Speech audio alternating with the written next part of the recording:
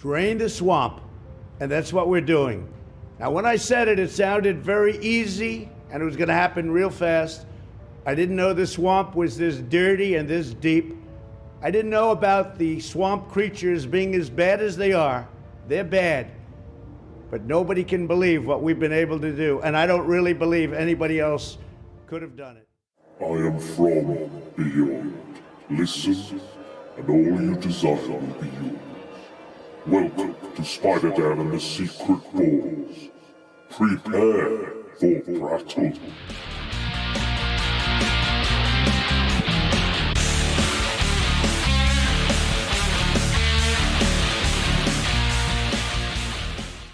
Do you remember this? This is an obscure one, but on the side of the box, I remember this on my Superman costume, it actually said, "Do not attempt to fly."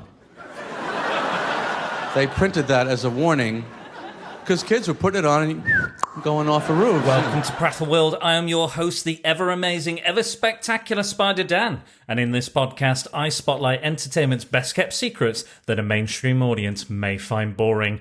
And welcome to Comic Observations, where we take a step back and observe comic books and the comic industry with open eyes. And here we are, 99 episodes later, and I finally get a chance to talk about one of my favourite non-characters in the Marvel Universe, arguably. We're going to talk about Steve Gerber and his writing on the monstrous, melancholic, misanthropic monster known as the Man-Thing. And I am here with my very own giant-sized Man-Thing. It's Dennis Whittle, everyone. Thanks. And I am a giant-sized Man-Thing. You certainly are. And I have man-sized problems and man-sized tissues you clean them up with. I do, yes. You are a man. He's a man!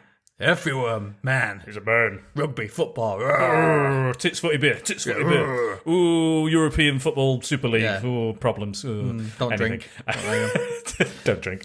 Don't drink. Don't like. Yeah. Don't drink. Don't like football. Don't like girls. No, I do. Don't like girls. Love girls. Love girls. Okay, so Dennis, Hello. you did some reading. Oh, you bastard. Yeah. Finally. The we thing did this is, reading. right, we discussed this a little bit last time. Yes. I struggle reading digital. Okay? I think you just struggle reading. I think that's. I can walk right out of this room. I will turn around and I will go. So I did read a big chunk of it to start off with, and then I put it down. 2 pages.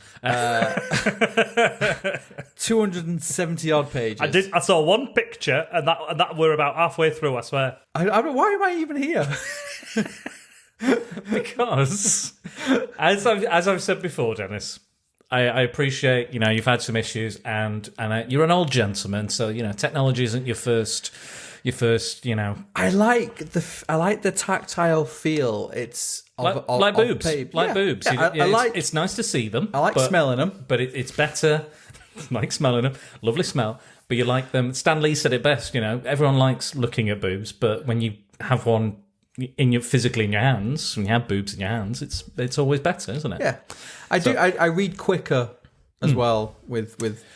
It's taken me quite a few years to get used to it, but I think that digital is probably my preferred option now because, again, books are never out of print. They're relatively cheap.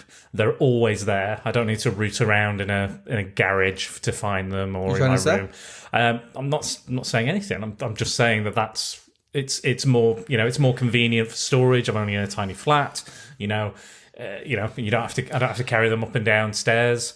I do get that, and you complained that I had too many physical comic books when you helped me move in, Dennis. I did. Remember? I did. I have a few more physical comic books than you. Yeah, true. But no, I had a go, and I started reading. You've like I told you to use it. You're using my Comixology, and I told you to use the panel by panel, which a lot better. Is a bit easier, and it kind of goes a bit quicker, and it's a bit easier on the eye when you zoom in and you can see the artwork a bit clearer. And yeah, you've started doing that, and that's made it a bit easier. But I do appreciate that you've at least read the first volume and a little bit of the second. I read the whole first volume and read bits and flicked through the second volume. And it's good stuff. But I will read the second volume because I've thoroughly enjoyed the third the volume's volume. just been released on Comixology, and I've already pre-ordered it, so it's there if you want to carry on past the second volume. I will say the first volume is the strongest, and they get weaker as they go on, because the third one is mostly guest appearances and things like that. But anyway, let's get stuck in. With my giant-sized man thing. We do have a few more digital comics to read later in the year, and I know you will. I will. And I appreciate you. I think it helps the fact you threaten my family if I didn't read it. Threaten them. Well, I mean, these my fans, the Prattalian, are very voracious, and if I've said and promised things to them, they'll come after me. What do you call them? The Prattalian. Okay. Like the battalion. Yeah, I get Prattle that. Yeah. The Prattalian. So you like that? Just when I think you couldn't get any geekier. People love it. They love it. And it's good. I think it's great. They're signed up. They're on board. I think it sums you up beautifully.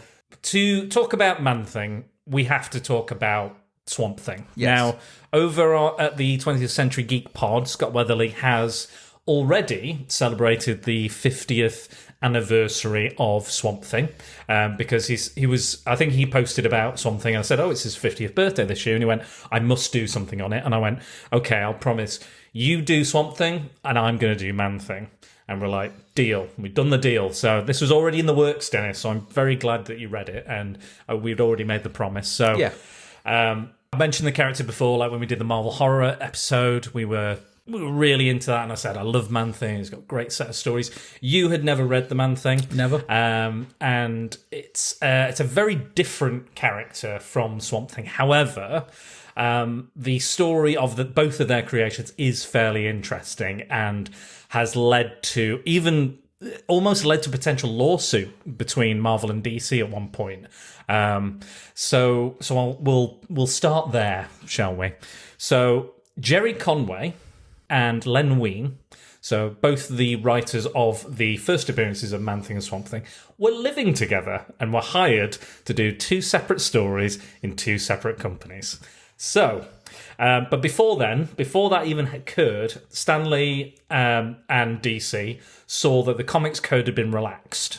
So the Comics Code was a regulatory body that was set up in the 50s because of all the naughty comic books that were selling sex and violence to kids and stuff. I do believe we talk about that on an earlier podcast. We do. But if they haven't listened to it, I'm going to briefly talk about it now. Advertise it and go back and listen to it. Yes, go back and please go back and listen to the Marvel Horror one, especially because that is part of this history, this rich 70s comic book history. But yes, so with the loosening of that, the comics were allowed to use horror characters again, but mostly the kind of classic types. So things like Dracula, Frankenstein, Wolfman, all that sort of stuff. So they wanted to do... Stan Lee said, I want a swamp monster, and I want to call it the Man-Thing. And Roy Thomas was like, is that not going to kind of muddy the branding of one of our other established characters from a Fantastic Foursome, maybe? And he's like, no, I don't care. Give me what I want. Classic Stan. So he approached Jerry Conway to write the Man-Thing, and obviously was living with Len Wein at the time. Now, obviously, if you're living in the same place, you're talking comics, you're talking stories, ideas are floating around, maybe, potentially, someone may or may not have the same idea or a similar idea. Now, Len Wein started discussing his story, and Jerry started discussing his story, and Jerry was like, it's quite strange, Len. That story's very similar to mine. Man, accident, dies, becomes a swamp monster, fairly similar. Len went, no, it isn't.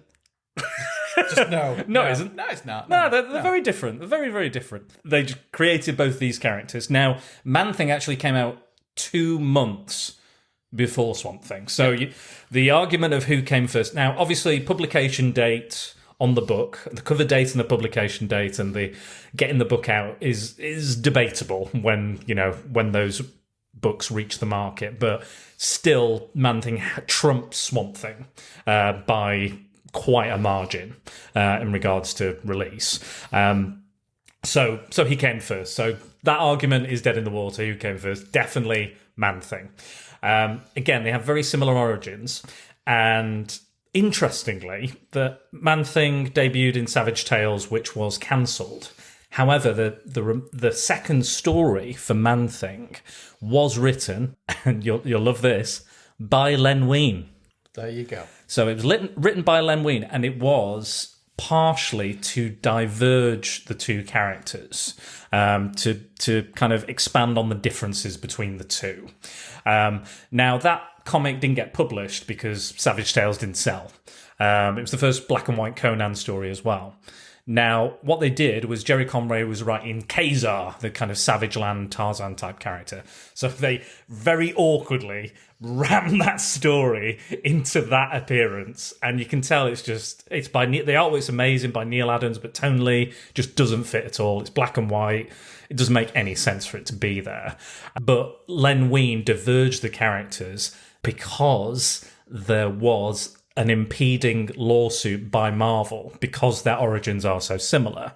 So obviously, the original Swamp Thing was Alex Olson, which was kind of set in the kind of 17th century or something. Yeah. Very old style. He dies, comes back as a swamp creature. However, the Alec Holland version, so the modern day Swamp Thing version, is a scientist, much like the character Ted Sallis, who is in Man-Thing. Now, Ted Sallis is creating a version of the super soldier serum, and Alec Holland is creating a biorestorative formula to help plant growth. So there is a betrayal. Ted Sallis is betrayed by Ellen Brandt, who actually shows up in Iron Man 3, the film, and has a scar on her face because Ted Sallis basically injects himself with the serum and then careens into the swamp, dies with the serum, and it mixes with his body and becomes the Man-Thing and the magical properties in the swamp too. And a similar thing happens to Holland as a bomb goes off, bathed in chemicals, goes into the swamp, comes out as a Swamp Thing. So that is it. They're so different, aren't they? Yeah, so vastly different. Yeah. I don't know where the confusion comes from. I don't know why all the comparisons happen. No, I don't know why. I bet they're not both green, are they? Well, I mean, to be fair, there are some covers where Man-Thing is mostly brown. Yeah. I don't like that because it just looks like poo. Poo with eyes. So, yes. But, however, the characters from the point of origin, very different types of stories, very different characters in so many ways. Now, one of the reasons I don't think they pursued the lawsuit was because they diverged so dramatically from each other. But also, this was not an original idea. Swamp creatures have been before. They've been created before and in comics before. There was a character called the Heap who bears a very shocking similar look to the Man-Thing. He's got this big kind of tendril or dangler, whatever you want to call it, down the middle of his face. And Swamp Thing, in the Alan Moore run, there's a parliament of trees, so you can see all the previous Swamp Things, and one of them is based on the Heap because he's like a World War One pilot, German pilot, is down, falls in the swamp, comes back, and then you can see his crashed plane and stuff in the comics. So both really heavily inspired by this. But Dennis, yes, we've got through all that. I just wanted to get that out of the way because I don't want to spend all our time talking about Swamp Thing. But okay, I will go back to Swamp Thing later on. Yes, you had never read Swamp Thing. You've never read Man-Thing. Not at all. I want your take on, before I talk too much, I already have talked too much, but I want your take and your experience with this character as a brand new reader. This is a 70s comic, but how did you find the character and the stories within these volumes? They're excellent to start off with, and you knew I'd like it. I did. I like the horror elements. I think it's brave in respect of the storytelling as well. Mm-hmm. I think they say it's the 70s to take some risks with the storytelling. Mm-hmm. I think the artwork is amazing. It's ballsy to have a character on the front who's not necessarily the lead character of every story, which is really strange. It's titled The Man Thing, the most startling swamp creature of all time. And he's sometimes a bystander, taking it all in. And the narration around Swamp Thing, Man Thing, because he doesn't speak or anything like that, it's just amazing. It's almost like poetry. I've never read a Forerunner Swamp Thing because it bores me. But I read volume 1 of this. And I read like I said, I sat down and I read 200 odd pages in my first sitting because I just like the stories. I like the grounded stuff more. I like the kind of real world things. The fantasy stuff was okay. But I think because of the way the character is, I think the real world stuff suits him really well. Especially, the fact he heightens emotion. He knows when people are scared and they know. So I think emotionally, because humans are very emotional creatures, I think it fits really well with things. But yeah, I've been recommending it to everyone to read, and I've never wanted to read it. It's never been a book that I've even interested in picking up before. But I've now been scouring eBay, buying the individual issues. I'm a dinosaur and I like individual issues. But it's just even from like the black and white, the artwork's amazing. But then they retell his story, his origin story, and the artwork is pretty much the same, but from slightly different angles, which is really clever. So it's not a direct retelling. No, it's almost like a reframing. Yeah, it's almost like somebody's watching it from the side.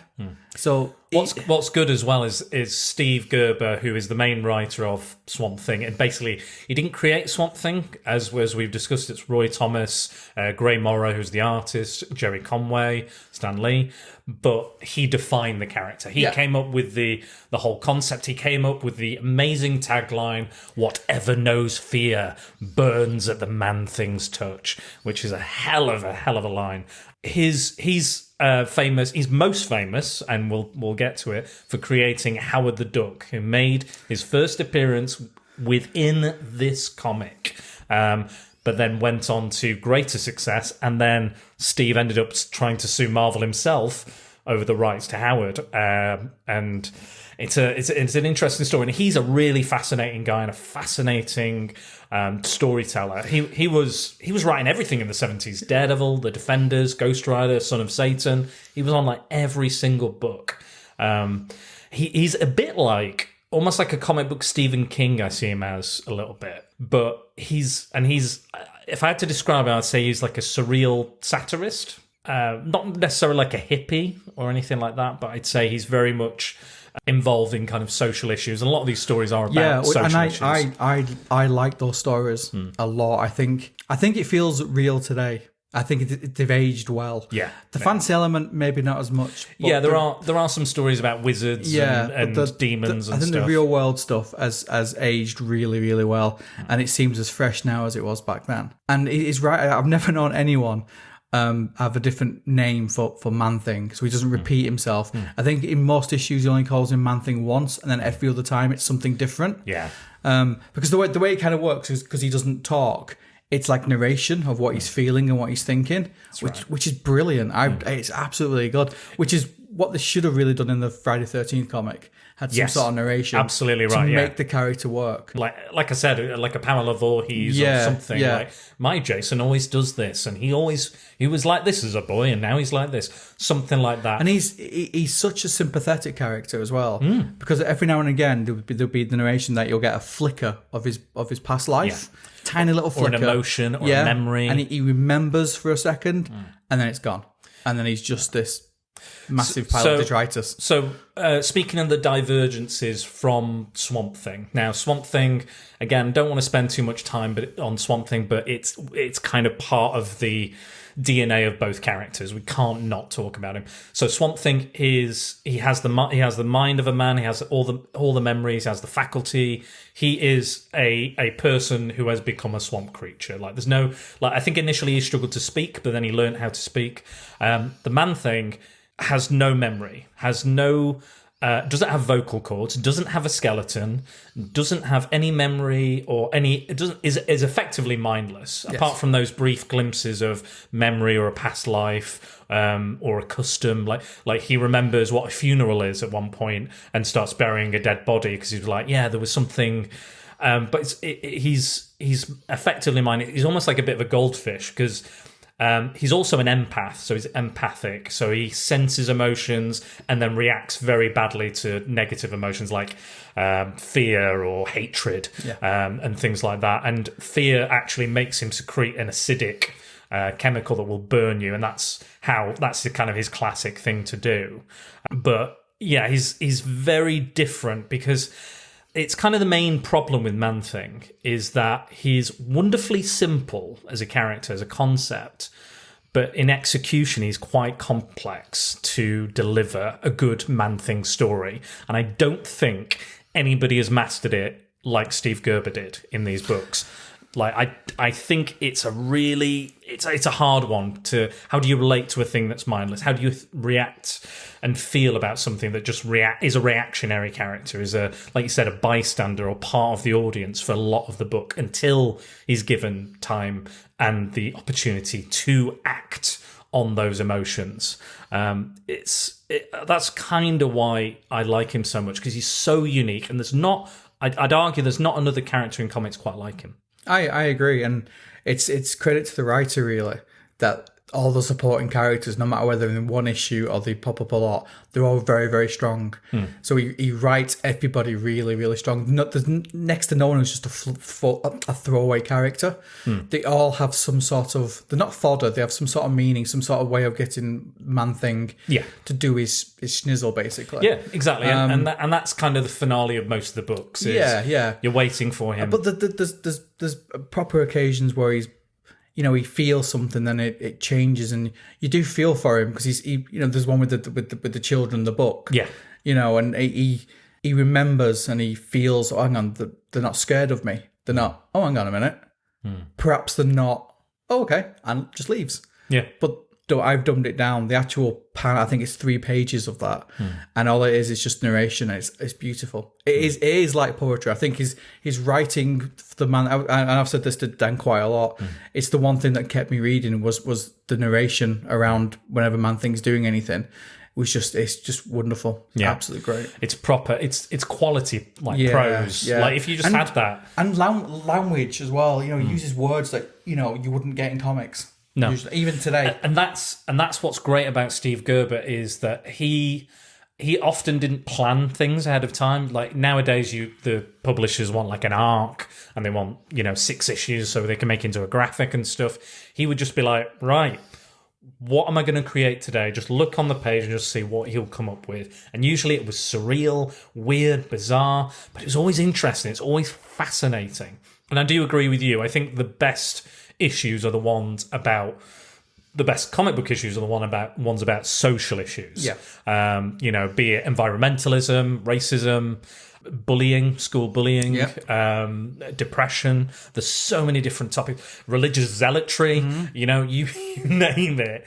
It's in these books. And there's a lot of youth culture in it as well, which is very much of the time. Oh, of course. So it's almost like a bit of a history lesson with that as well. But like you mentioned the racism one, which I think is my favourite story. So that's one of the earlier issues. Yeah, I think it's issue 3, which is and when I was reading it, it could have been written yesterday. Yeah. It's very Black Lives Matter. Oh, it's such a good story as well. Yeah. And the way that Man-Thing deals with it. Tell us a bit more about that story, because I think that's a really good example of what Man-Thing is as a character in one issue. Well, basically, he comes across a black man who's injured. He's injured. He's running away, and then the story kind of explains what he's doing there. So basically, he's been framed by a policeman. The policeman is now looking for him to kind of finish the job. He's asking Man-Thing for help. Man-Thing doesn't quite understand what's going on. Doesn't really feel that he feels not fear, but kind of other emotions about the guy's family and various other things.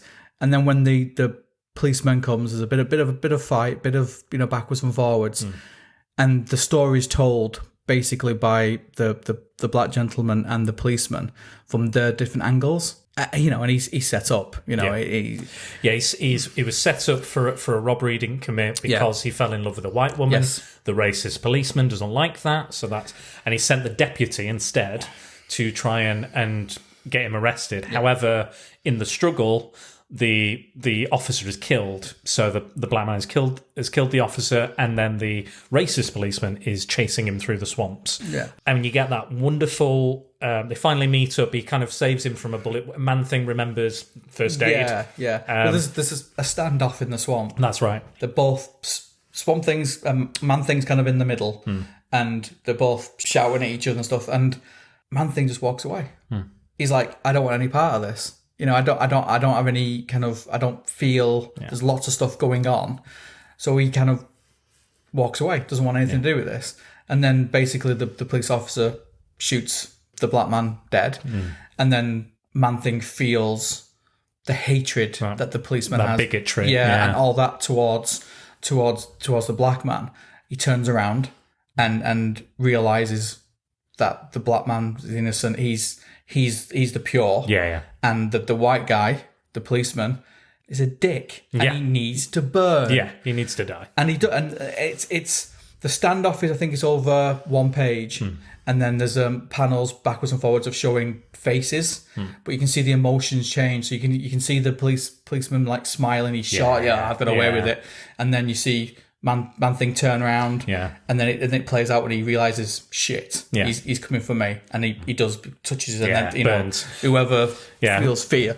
But it's touch. and it's very much, with everything going on in the world, and the police officer in America being sent, being Could have been written. Definitely. And we've just had the result of the trial as well. So, but it's again, I keep saying the same word. It's almost poetry, though. The way the story is told, the story's not taking any sides. No. It's not saying we should be on the policeman's side, we should be on the black guy's side, we should be on the It's told very organically, and you kind of make your own mind up as you're reading it. What I like about Man-Thing is he's sitting with you in the audience. He's Spot on, yeah. He's a spectator because he's experiencing this in the purest form and in a purely emotional form. And that's why he was struggling with that situation, because it's pure hatred and it's kind of cancelling each other out. That's why he just walks away. He's like, I'm not sure how I should feel, what I should feel. And he's looking at the situation. He doesn't have bias. He doesn't have prejudice towards anybody, to a specific type of person, creed, colour, religion. He just views that as situation, and then when someone reveals themselves to be the evil party, the malevolent party, which again is I don't know if it's an emotion, but it's a sense that he gets, he will destroy them. Or whatever necessary, it could be an innocent person sometimes that is causing that fear, and he may respond violently towards that because it causes him pain, physical pain, to feel those emotions. Positive emotions or kind of middle of the road emotions don't bother him, but those negative ones will affect him. And in a way, like a lot of people say, the Man-Thing's not very relatable, but in a way he is. We've all been in a situation where we've had friends or we've had colleagues which are arguing about something, and you decided not to take a side, and that's pretty much what the story's about. Yeah. The whole story is for you to be the moral compass. Yeah. Like you said, you're watching it through the eyes of Man-Thing, and you're feeling the same sort of feeling, and it's up to you to make that decision, whether it's right or wrong. Yeah. It's hopefully most people would go on the side. But it doesn't. These days, comics lead you by hand, and I think a lot of movies do that as well. They really, you will support this person. Well, this story is written in a way that you make your mind up. You are Man-Thing, and you will decide which one. Yeah, and I think it gives you that opportunity to have your own mind, but then it also says this particular situation, the policeman was definitely in the wrong. Yeah. Like this particular, but there may be another situation similar to it where that wouldn't necessarily be the case. Now, Man-Thing can't understand more complex emotions as well. It's like, because it doesn't have a mind. No. There's no mind. There's barely anything left of Ted Sallis within that thing, because there's no skeletons, nothing there, and there's sequences in that first volume where he gets turned back into Ted Sallis, and he's like, what the hell am I doing here? What's been going on? Who am I? Oh, I'm a swamp monster. What? It's very, very bizarre, but that's the most kind of fascinating part of the character. Deep down, Man-Thing, like, we've all felt pretty monstrous. We've all felt ugly. muck monsters. We felt, disgusting and weird at some point in our lives. Almost on a daily basis. On a daily basis. There's a story later on in the second volume about a neglected, bullied child who relates to the man thing on that level. And the gym instructor is a fat kid, overweight kid, and he's pushed to the brink by his gym teacher, and it causes him to have a heart attack and die. And all his family are horrible, and the gym teacher was horrible. And they all get together and like, oh, what are we going to say? There's this diary this girl's got. It's going to reveal all our, dark secrets about this. And then they all get together, and the man thinks like, you guys are evil. Burning all their fucking faces off. But I would argue that he's more relatable than a lot of superheroes. And when I've been talking about it, I've recommended it to quite a few people. I was talking about it at work today. That's what I've been saying to people. It is us. We all react to emotion. We all do sort of, and he just reacts to the extreme of it. And it's very black and white. Yeah, and I think we'll all emotionally react to things, and even in a negative way, like the man thing does. He'll react negatively to negative emotions, and I think deep down inside everybody, there's somebody screaming to get out, to be heard, to be felt, to be loved. I suffer from dyslexia, and I've sometimes struggled to get what I mean across. I've struggled with social situations and social, the social practice and how you're supposed to react, how you're supposed to say things, or even jokes have got me in trouble before. And I'm like, no, I meant this. You don't understand. And and people with autism, things like that, or physical disabilities. People are just like, I want to, let me be free, let me be me. And I think on a this is pretty deep for a swamp creature comic, but. You know what I mean? But there's something about the man thing as well that's kind of cute. Yeah. It's almost like a pet. Yep. And it's like having a dog who's like, I don't know what's going on, this seems good, or this seems very, very bad, that sort of thing. And I think because of that, that's what makes them relatable. Because Man Thing is the audience. We are the Man Thing. The Man Thing is us. And, I somebody like myself who battled depression for a long time, I think that I can completely relate to being trapped and not knowing your own feelings and not knowing how you can do what needs to be done. How to communicate. How to talk to people, how to tell people that, you're hurting or whatever.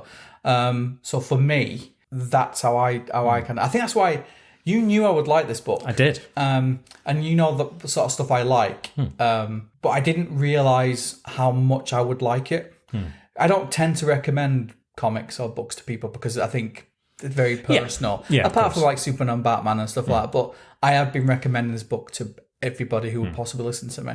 But I think it is the Man Thing in us all. We all have those battles and those moments where we struggle, first dates or body language, what to say, how to approach things, social customs, laughing at funerals, which happens in this book. You see people on the street shouting at each other. How do you react? What do you do? Sort of thing. Do you walk away? Do you get involved? Do I confront this emotion? How am I feeling? How do I even like?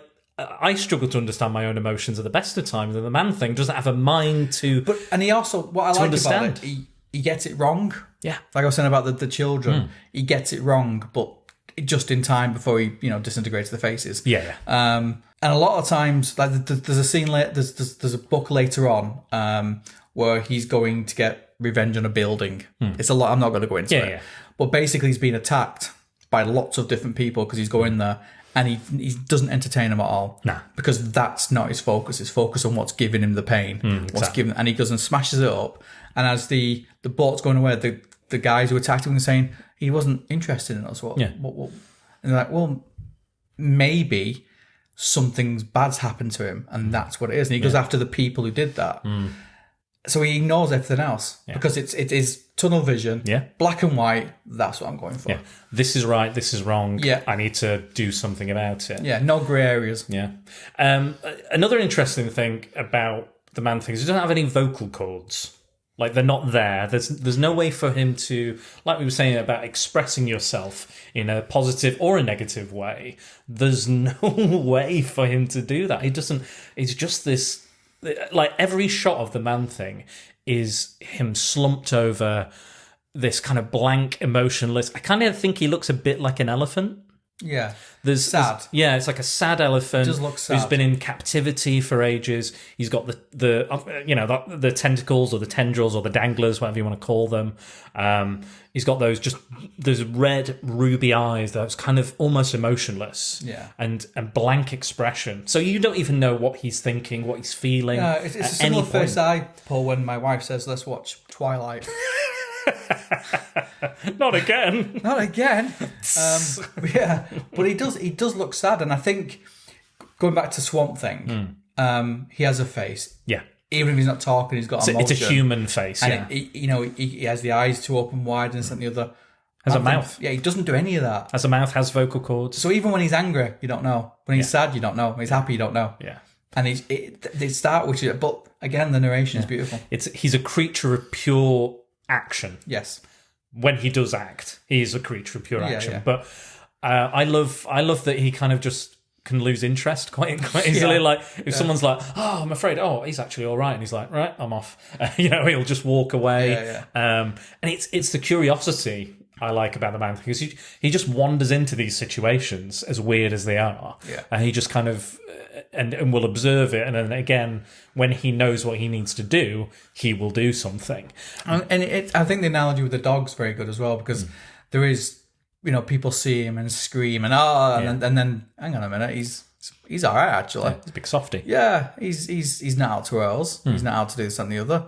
He's a good character. He is. Is he a character? There's a question, Dennis. He is a character. Yeah. Is he a character? So arguably, he could be. Some people have described him as a plot device or Deus Ex Machina. Or he was a man. He was a scientist. Yeah. But now, is he a character? Because he serves a purpose in the story, and that's usually to resolve the problem, whatever the problem may be, or the person who is the problem. But do you think he has character himself? Yes. Yeah. Because the whole thread through the letterbox is the Fountain of Youth. Weirdly found in Citrusville, Florida. Exactly. Man-Thing's not interested in that. He's only interested in the people who are wrecking the swamp trying to find it. So if he was just a plot device, that wouldn't work. Because he would just pop up and it wouldn't mean anything. I understand what they're saying, because I think in like you said, in the early books, I think especially, you have lots of stuff going on and then he pops up at the end. Yeah. As the books go on, he features a little bit more in them. Yeah, more prominent. Just by, from a distance, observing. Is observing a word? Observing. I mean, it could be in the Man-Thing swamp, who knows? Yeah, who knows? Maybe if he had vocal cords, that's how he would sound. I'm observing. No, he's not a plot device. No. You said that. He's stupid who said that. I mean, I've read several people that describe the Man-Thing as a cipher, so it's purely like a blank slate that the writer can project their ideas onto. He's a non-entity. That's not a bad thing. No, it's not a bad thing. And you could say it's a very good Man-Thing. Exactly. You could say Superman's a plot device, because at the end of the book always saves the day or something, especially the early stuff. All the characters are plot devices. I mean, Doctor Strange has that, because he's magic. He kind of goes, and a wizard did it. And kind of goes. Yeah. I remember one story, I think it was by Denny O'Neil, and for the last several issues, he's like, "Oh, we're running out of money. We're not paying the rent on our, Sanctum Sanctorum." And then at the end, at the last issue, he just goes, "Oh, fuck it, I'll just magic some money up," and that's how he resolves the problem. So Doctor Strange is probably, I'd argue, Doctor Strange is probably more problematic with that. I would say a plot device for me, is like Phrygian, and is like kind of more of a story element. Yeah, something that pops up to produce an emotion, to produce something that will move the plot forward. Yeah. Or resolve it. Yeah. So Man-Thing, the fact he's in every story, the fact that he is also not the main character in some of the later books, because it's following this Fountain of Youth. Yeah, he's not. He's a character, and he's complicated. He's very complicated. He's like an onion, layered. Lots of layers. I mean, we've been discussing how layered the character is. I'm just saying that some people have described him as such. I can understand. I can understand what they're saying because he's completely blank. You could basically have 22 pages of not a single thing, and then have him at the end. Yeah. And there you go. And that's a Man-Thing book. Yeah, there we go. And I get that. Yeah. And I think the cleverness of the writing and why no one else has got it right, because I read that, what's he called? Goosebumps version. Did you? Why? Well, we had it in the shop and I read the first 2 pages and put it down. Oh, God. I read the first 2. So Dennis is talking about Goosebumps writer R.L. Stine did the most recent Man-Thing miniseries, and he goes to Hollywood and he learns to speak, and it's fucking atrocious. Yeah, it's rubbish in it. It is atrocious. It's crap. It's the worst Goosebumps book you've ever read times 1,000. Do not read that. If you want recommendations on other Man-Thing stories that are not written by Steve Gerber, I can give you maybe a handful, if that. But do not read that book. But it's the talent of Steve Gerber that makes him not a plot device. It's the talent of him. Because, like I was saying, I was flicking through Volume 2, and there's this scene, probably I think it's within the second page, where he fights an alligator. Yes. Classic kind of Man-Thing. Yeah. And classic Swamp Thing, actually, as well. The alligator gets stuck inside the goo. Yeah. At that moment, Man-Thing's ignoring the alligator. Not bothered. He's chewing on his arm. It's fine. It's not a problem. He's practically indestructible anyway, isn't he? He's just a big mound of muck. But then the alligator, starts feeling fear because it's stuck inside. Can't get out. Man-Thing, like, there we go. Melt, you little. Gonna make some shoes out of you. And just disappears. There's an early Man-Thing appearance in Shang-Chi, which the trailer has just come out for, Master of Kung Fu, and he does this massive flying kick into Man-Thing, and then he just knocks him out, and then Man-Thing walks away with Shang-Chi stuck inside him, but because he's unconscious and not afraid of Man-Thing, he just stays there for ages while he walks around with Shang-Chi in his chest. But they do that when the Thing fights him. Yeah. And puts his fish like straight through him. He's like, hang on a minute. What am I supposed to do here? And why you've stole my name? Yeah, I love that. There's the first ever issue of Marvel 2-in-1, which is the Thing's team up book. Like Marvel Team Up was Spider-Man's team up book, or Brave and the Bold was Batman's team up book. Very first issue, he fights Man-Thing, and the main reason it goes down is because he feels like his copyright is being infringed upon. And what I mean, it's cheesy and that's written by Steve Gerber, so it's a cheesy kind of fun Thing story. Like, I love the Thing, and one of my favourite characters, but it's very out of place with all the other Man-Thing stories within the collection. But I love at the end that even the Thing, who hates his situation, hates that he's a monster, he actually says, "At least I'm not the Man-Thing. At least my life is not as bad as..." There's a guy trapped in there, in that big mound of shit, in all that juicy, globby badness, whatever it is. There's a man in there dying to get out. Do you think he's a bit claggy? Oh, he's very claggy, yeah. Super claggy. Catastrophically claggy. Yeah, so even the Thing has the ability to express himself. And he's proud of who he is. And there's a later issue in the second volume where Reed's getting involved with the Man-Thing. And the Thing's like, maybe I should tell Reed there's a guy in there. And then he goes, actually, maybe not, because I'm probably just going to cause trouble and, cause complications. So he says, he decides not to. But I love that. I love that even the character who in the Marvel Universe feels like he has the worst possible situation out of any character going, still thinks that the Man-Thing's life is fucking tragic. Yeah, and you'd go along with that. So that's Man-Thing. We've both said that he's kind of a spectator in it. So what about the supporting characters? The supporting characters are the stars of the series. I agree, yes. They are fleshed out, interesting, they've got depth, they've got nuance, some amazing stories. Now, there is not like a star. It's it's more of an anthology horror situation. So almost every issue or every other issue, there are some reoccurring characters and a few reoccurring villains.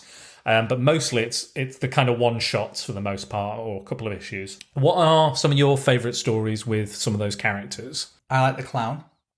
The Night of the Laughing Dead storyline, which was adapted, believe it or not, by Power Records. Now, Power Records did a little kind of package with a comic book and a record, which was like an audio drama describing the book. This was for children to help them read. Really? To help them read. Yes. Don't worry. Okay. I'm getting to it. To help them read, to help them learn how to read. So it's an audio drama. So like, like Nightfall, Batman Nightfall by Dirt Mags, and various other ones like that. Graphic Audio did a few. So it's a proper audio drama, lots of sound effects and characters and narration. The opening segment of this story has the Man-Thing wandering around in the forest. He notices a very sad clown sat in the swamp. He walks away. He's like, all right, walks away. And then he hears a gunshot. And the clown has shot himself in the face. In the face. That's for kids. I know. That's appropriate for kids. Yeah. It was the 1970s, though, so... It was Well, they're probably still licking lead, weren't they? So it'll be fine. Oh, yeah. Probably, to be fair, these comics are fairly trippy, so I think licking lead might actually help you enjoy them more. Help, yeah. Yeah, just drop some acid while reading this shit. My favourite unknown villain appears... In I phoned you as soon as I read it because he's absolutely amazing, and I'd like you, Daniel, to introduce this villain. Okay, so, he's amazing. So this is a character. So we'll talk about Night of the Laughing Dead after this then.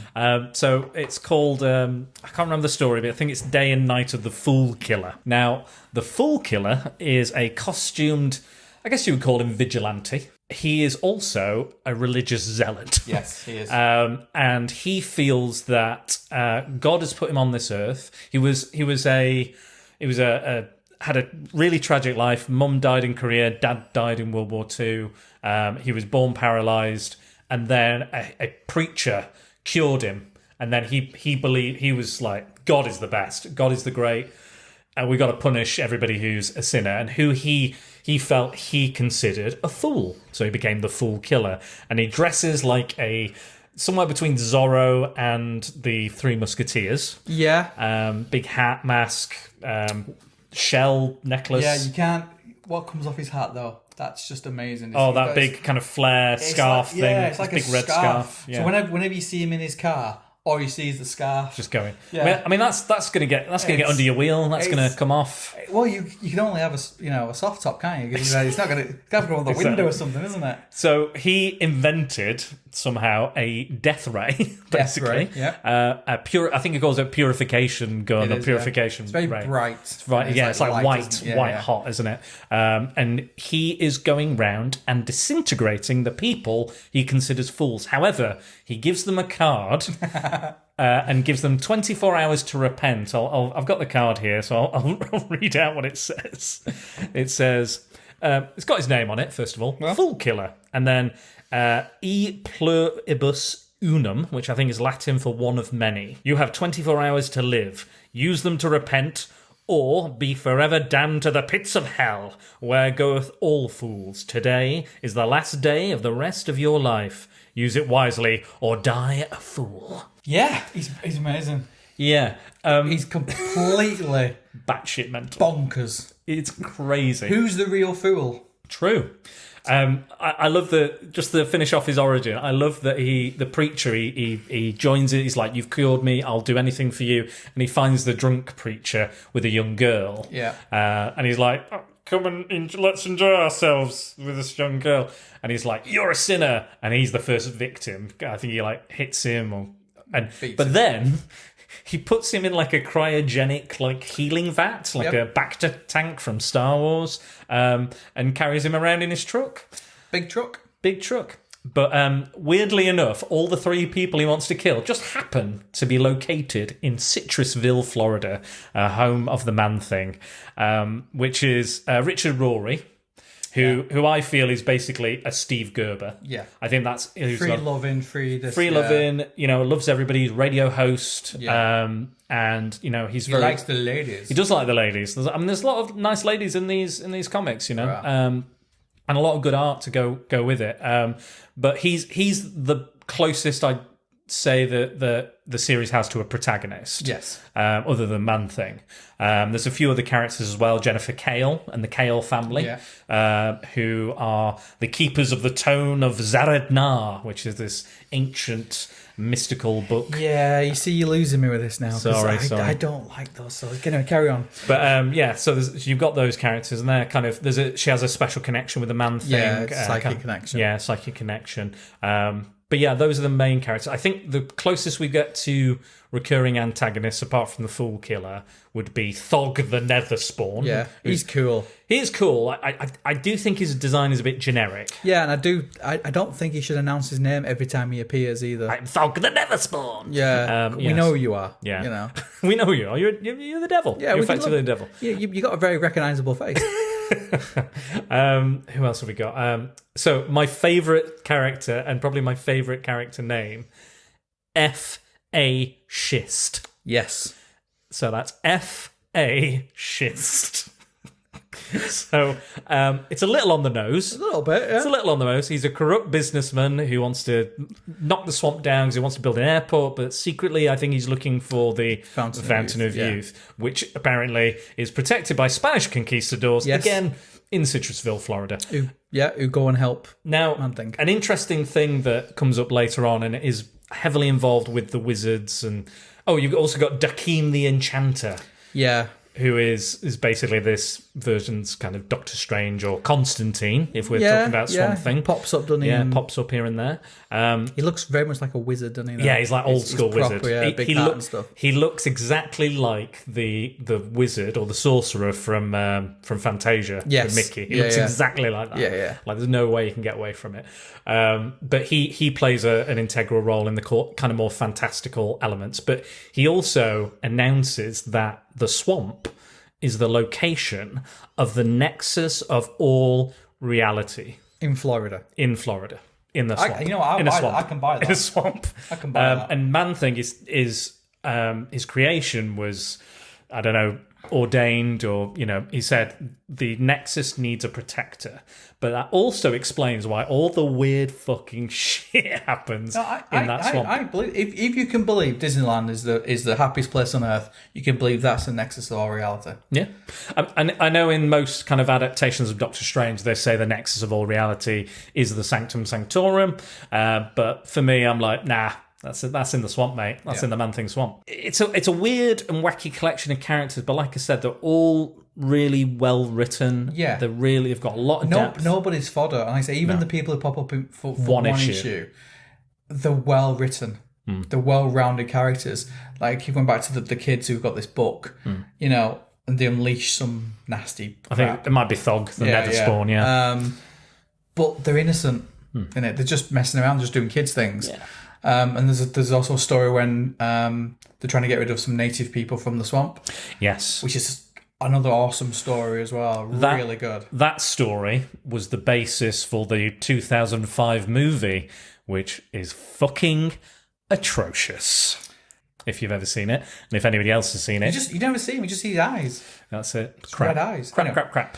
However, I don't think that's necessarily a bad story to have a basis of a film for the Man-Thing, because again, it's about Native American rights, land rights, these treaties that were signed that were not, obviously it's just American history, this. But that is one of the better tales, and introduces F.A. Schist. Yes. F.A. Schist. I don't know what you mean. I think it's, So Dennis, F.A. Schist, fascist. Really? Did you not see that? No, you not see? No. You didn't read into that? No. Okay, fair enough. Maybe not as on the nose as I thought then. Yeah. No, it's and he is, isn't he? He is a total fascist, and a total dick.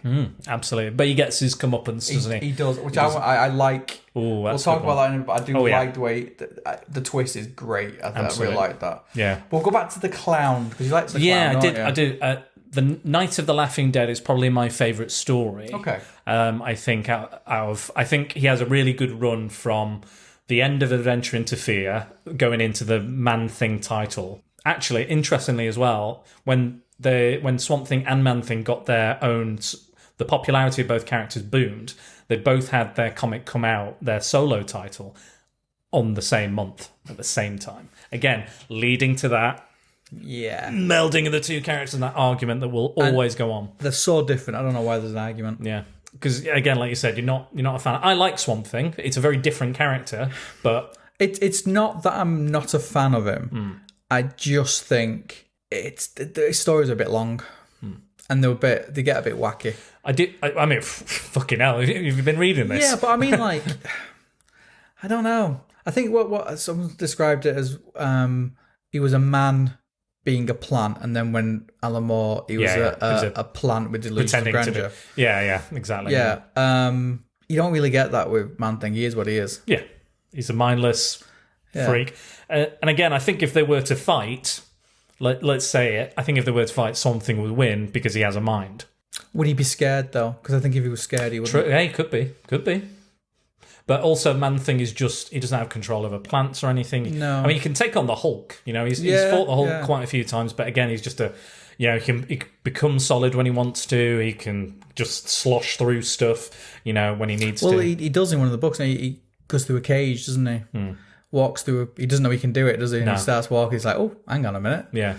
The Night of the Laughing Dead is great because we were talking about Man-Thing as the audience, as being a spectator. This clown kills himself, and the ghost of him haunts the swamp, and brings all these other characters together, Richard Rory and all the other people who used to work at the circus with him, because he's got, obviously he's had a tough life, and he gets all the players and he makes them act out his life story that's led to his death, and he's being judged by someone from hell, someone from heaven, and someone from purgatory. And it's trying to decide whether he was a good man, was he a righteous man, was he a bad man, he had all these demons.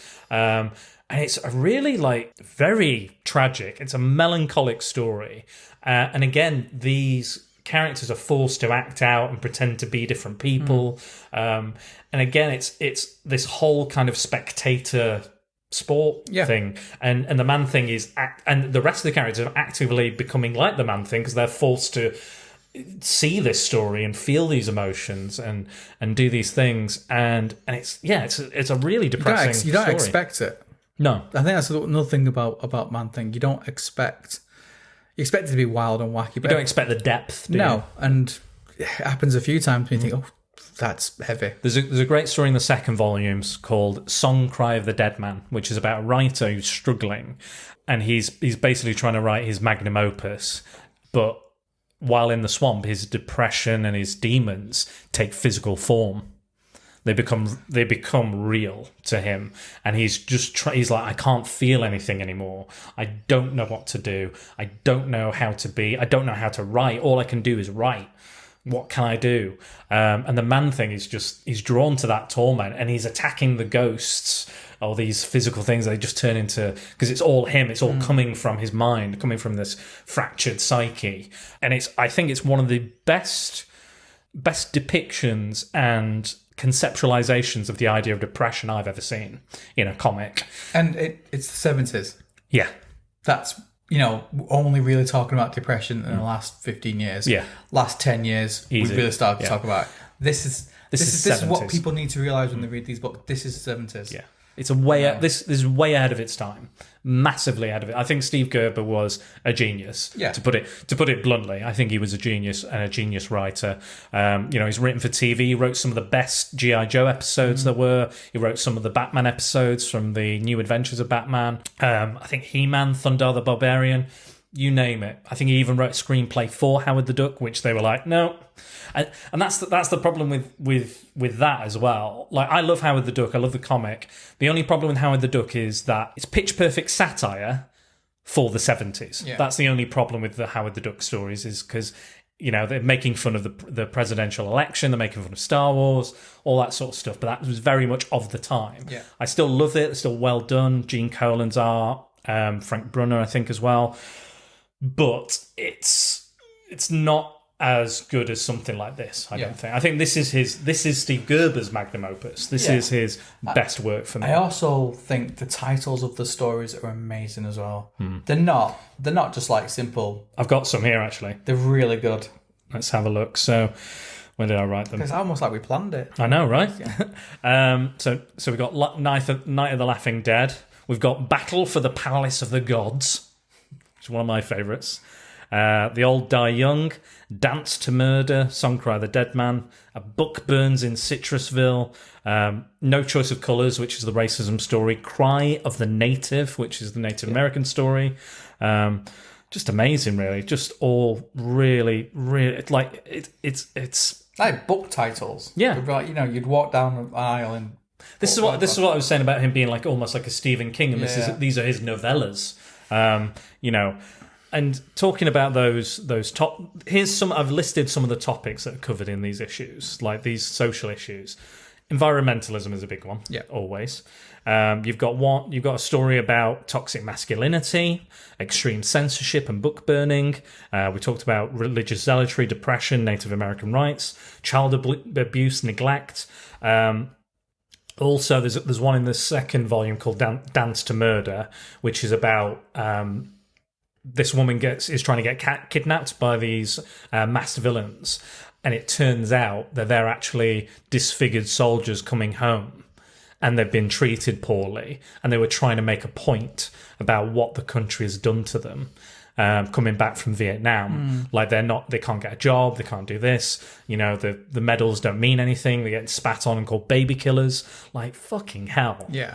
Like that's again, it's in the 70s, but that is like cutting 70s edge in a comic that goes out to kids. That is on the shelves for kids to buy. It's mental. Of Men and Monsters is a story about keeping dangerous animals in captivity. Night of the Laughing Dead, suicide. Yeah. Like in the opening first 3 pages, a guy shoots himself, not on panel, but he's gone and done it. Yeah. It's crazy to me. Well, it brings me nicely onto my second point, which is the body count in these books. I wasn't expecting the amount of death that is in these books. I know the horror books, so I was expecting a little bit. But there must be like 10 people per book die. Easily, yeah. And if they don't die, they get horribly disfigured. If they don't get horribly, they get limbs burnt off. It's just like, it's great. It's really good. But it's always the nasty people. Yes. Yeah, it's always it's not like he's just going around and he's like burning people or anything like that. He's a sympathetic character. I did try Googling the body count, but I couldn't find anything. No, I don't. You'll have to count it yourself. But you'd have to count frankly, it. I've got other things to do. Yeah. But I phoned down when I was reading it, so I cannot believe how many people die and how brutal. Yeah. I think the first one he does, he just grabs all of the face. Yeah. Just melts the face off. Yeah. And it's like, Jesus, this is right in your face. Yeah. But I love that some of them he'll slam him into the tree and he won't even know he's done it, and he's like, what's this dangling thing in my arm? I'll just drop it. Yeah. Not Walk bothered. off. Well, yeah, the pain that I was feeling is now gone, so I'm walking off. And I'm just like disinterested. It's like a child. Yeah. It's like when you play a toy with a child and it throws it over his shoulders, instantly gone. That brings me to one of my favourite stories. Is I think it's called "It Came from the Sky." Yes. I know you'll like this. Yeah. I know you like this, Dennis, because it's a character called Wundar. Yes. And it's a parody. It's a satire on the origin of Superman. Yes. So again, doomed planet. Parents send the kid off into space in a rocket. It hurtles down, lands in the Man-Thing swamp, and it's there for years. And this baby that's in there grows to adulthood and is released out of the rocket, but has a baby's mentality, a child's mentality, sees the Man-Thing and goes, that's my mum. Yes. Goes, that's my mum, but has all the kind of abilities of a Superman, but a child's mentality. And it's tragic, yet funny, yet weirdly complex all at the same time, and surreal. And the Man-Thing is the only thing that can stop him, basically. I think that's one of the best kind of standout solo It's issues. great. It is good. Yeah. Did you enjoy Oh yeah, that one? we remember talking about very much so, and it's great. I think I'd probably act like that if I had Superman powers. What, like a child, like a baby? Yeah, I think Probably, so. Yeah, probably. yeah, I mean, you are a bit of a man child, less of a man thing. yeah. I'd pick up cars and rattle them and stuff like that. No, but it's on the nose as well. It's not. They don't even try hiding the fact it's Superman. But what I like as well is that the mentality of the man thing is not that far off from Wundar. Yeah. Like, they're both very simple, in the best, because he's been trapped in this rocket, he's lived in this rocket, it's provided everything he needed for all these years. And it's strangely kind of beautiful as well as a story. Again, you can find all these books, all the Steve Gerber stuff is online on Comixology. I'm not sure how easy it will be to get the other physical copies of them. But Volume 1's out of print. right, there you go. So Volume 1 is the best volume. So get on Comixology, and it's Man Thing by Steve Gerber Collection, Volume 1, 2, and 3. Yeah. All available. They were on sale recently. I don't think they're on sale anymore. But if you haven't already got them, just go out and get them. I'm going to argue there is no Alan Moore's Swamp Thing without Steve Gerber's Man Thing. I don't think you have to argue. I think it's a fact. I think there is not a way. Also, interesting fact is that Len Wein again, that name again, good old Len, he edited Man Thing. Yeah. As well. Like the last book of this series, Steve Gerber puts himself in the story. He says, I've actually not been writing Man Thing so much as just telling his story. Like, Dakeem the Enchanter says, we need you to tell the story of Man Thing. Here's his adventure this week. Can you write it up and document it? And he's like, okay. So the last issue is him writing to Len going, I'm not sure how to end this book, mate.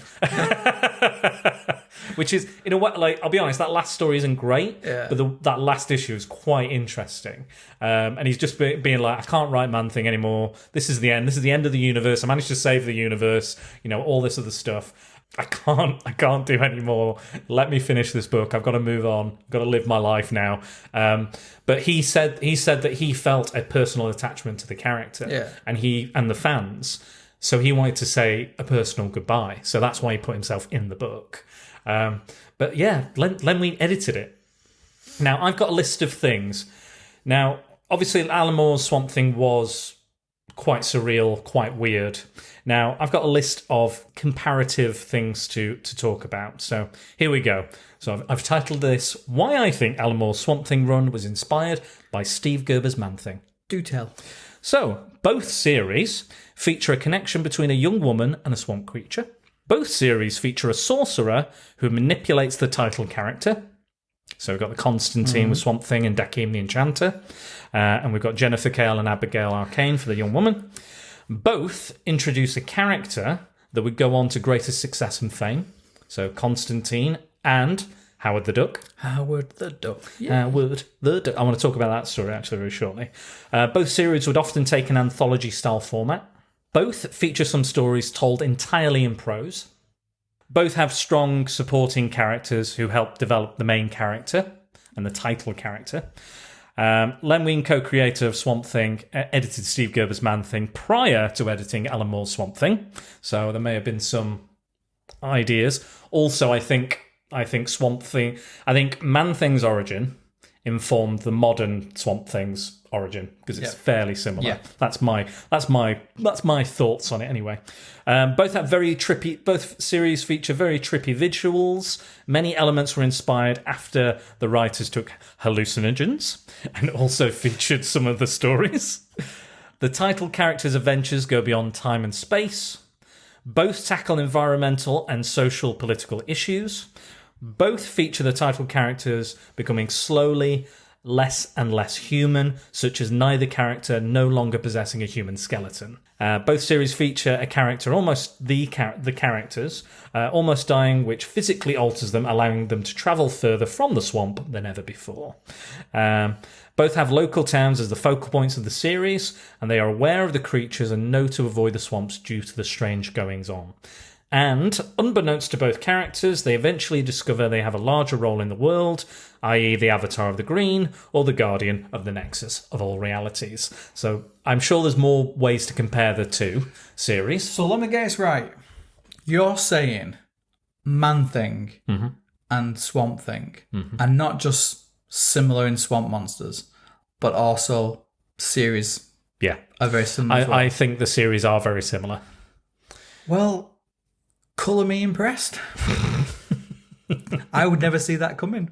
Well, When do comics ever rip off another comic? I know, right? Who would know? Who would I don't know? think it's ever happened. Who would know? You know, Who would Avengers, Justice League. And again, like I know I might have painted Len in a bad light, but I like Len Wein. I like his work. I'm not saying again. This is all conjecture. We don't know this. And no one's really come out and said anything of the real. And yeah, like Marvel, we don't know why Marvel didn't pursue the legal thing. We don't know.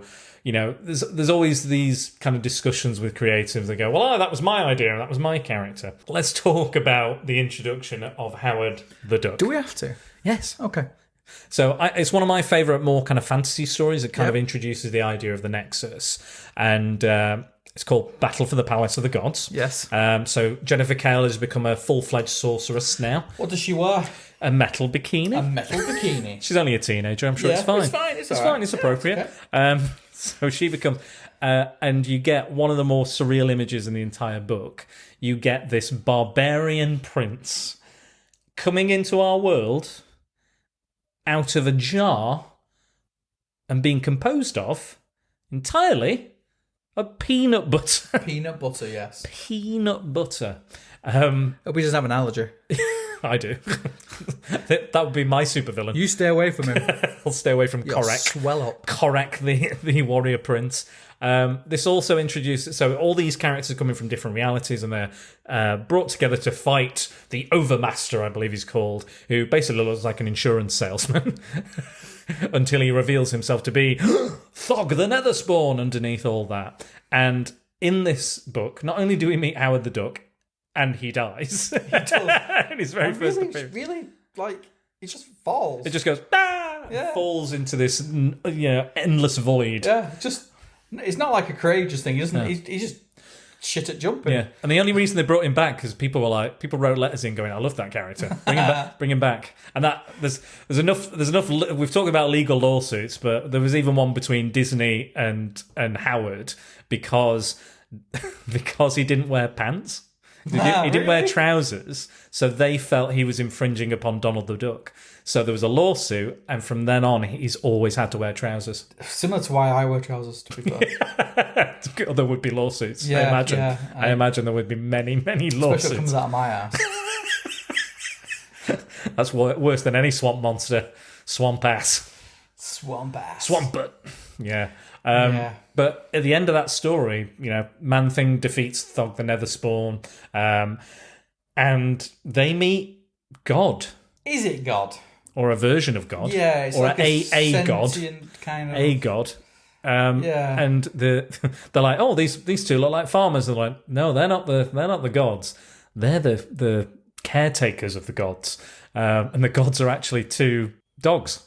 You can see why I struggle with the fantasy element of these ones, can't you? I agree they're not as strong.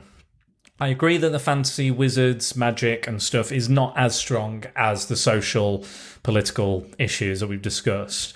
But it's a nice change of pace.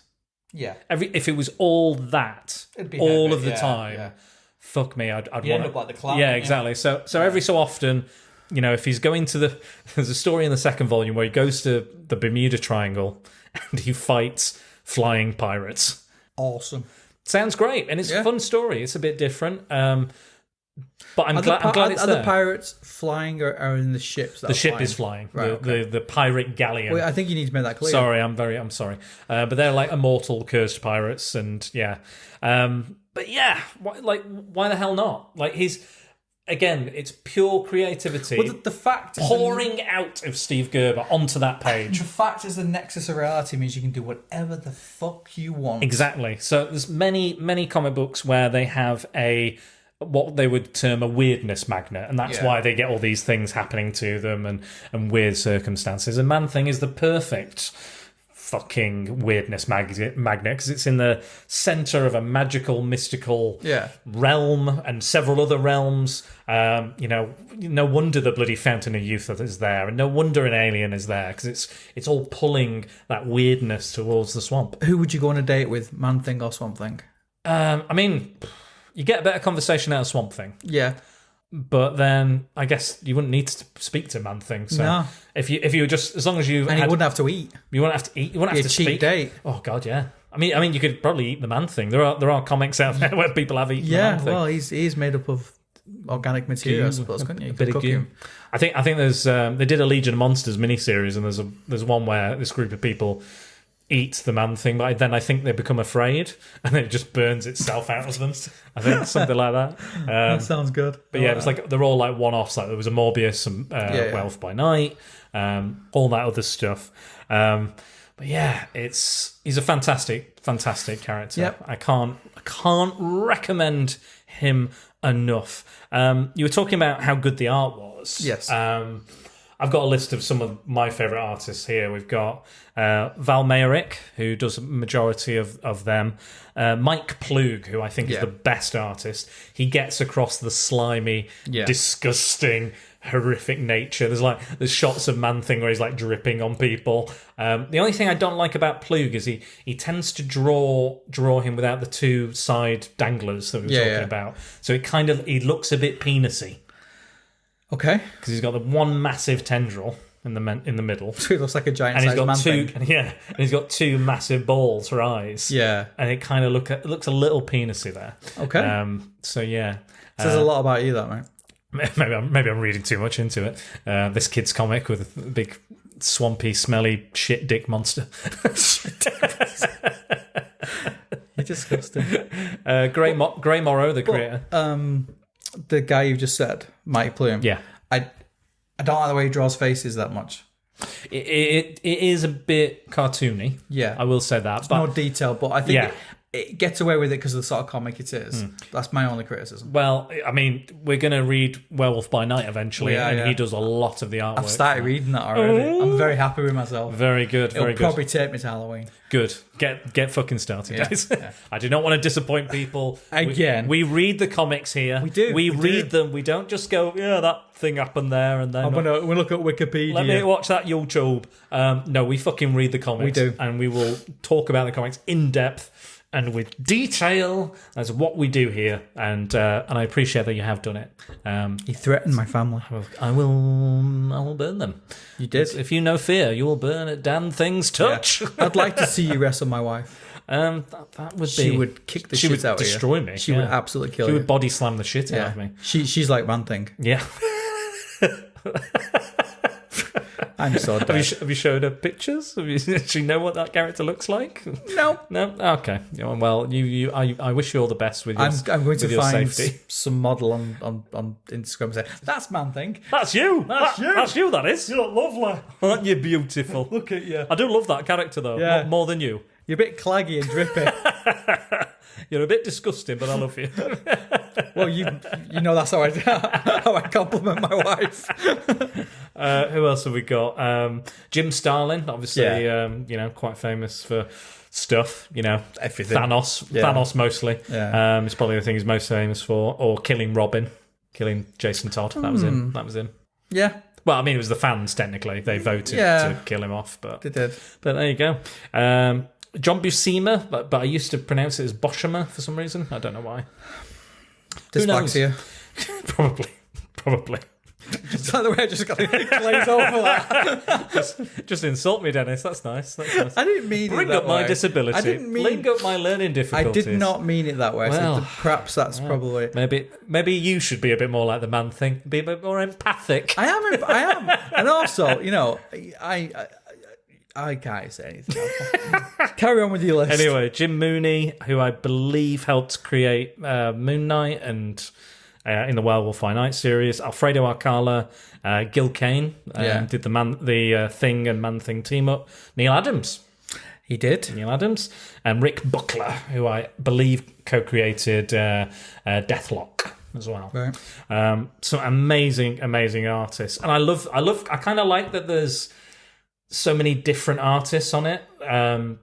They kind of doesn't have one steady artist. Like in a lot of books, I feel like I'm like, oh god, they've changed the artist again. It kind of throws me out of it. Yeah. What I love about Man-Thing is clearly these guys have been drawing superheroes for so fucking long, they are bored to tears. So when they get something like Man-Thing, they're like, right, I can stretch my creative muscles. I'm going to make this thing as disgusting as I possibly can. The villain's as wacky and weird, and this surreal nature, this bloody tower in the middle of the Bermuda Triangle. I'm going to draw the fucking shit out of that. Well, when I was in New York a couple of years ago, I went to see Neil Adams. Oh. And he had a black and white Man-Thing. Really? Concept-y type thing. Oh. Which he said it predated Man-Thing, but it was his swamp monster, and then he had Man-Thing. Oh god! So now we've got Neil Adams in this bloody story. No, he just did it as a laugh. Oh, okay. But then obviously he went on and did Man-Thing, but it was a lovely black and white drawing on there. He wanted $4,500 for it, so I didn't buy it. No. He's a little pricey, old Neil. Yeah. He needs to probably get himself in a home by now. I mean, some fucker will pay that. Some guy. Well, will they pay do. I watch auctions of him all the time, and people buy all sorts. They do that. But yeah, is there anything else you want to say on Man-Things, or any other elements of the character, powers, or no, I don't. Location? I think we've covered. I like the location. I think the artist draws the swamp really well. Yeah. All the critters and stuff which are in there. Again, they must be sick of drawing skyscrapers and buildings, and they get to draw this lovely. It's really weird because it looks sweaty. Yeah, it looks hot. It looks like I would die there. Did you want to talk any more about the Fountain Youth storyline? Yeah, I'm going to get onto that in a second. Okay, yeah. Okay. Me, who I go to Malta and get stung and my leg swells 4 times size. I would die in a swamp instantly. Yes.